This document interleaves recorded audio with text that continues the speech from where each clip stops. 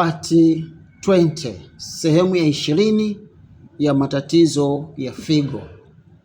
Kidney failure ni nini? Kidney failure ni nini? Kidney failure ni hali ambayo figo haiwezi tena kufanya kazi. Kidney failure sio maana yake figo zimekufa kabisa. Ni pale inapoonekana uwezo wake umeshuka sana katika kufanya kazi. Kwa hiyo ni hali ambayo figo haiwezi kufanya kazi katika kiwango kinachotakiwa, kinachopaswa. Viwango vifuatavyo: kama kiwango cha kuchuja damu vizuri kinakuwa kimeshuka, kiwango cha kuchuja damu vizuri, figo sasa haziwezi kuchuja damu. Kuondoa taka, sasa figo haziwezi kuchuja taka, haziwezi kuondoa taka.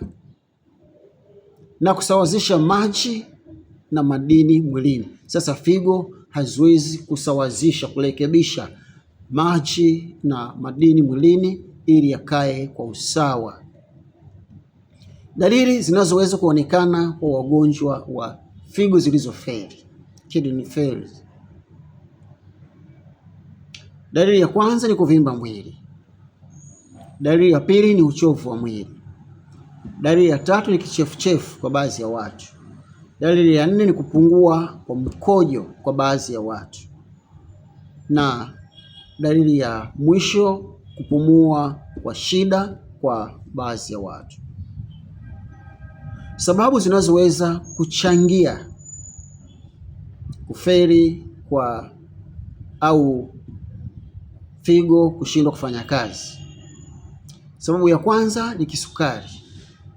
Sababu ya pili ni pressure. Bila shaka tumejifunza sana katika masomo yaliyopita.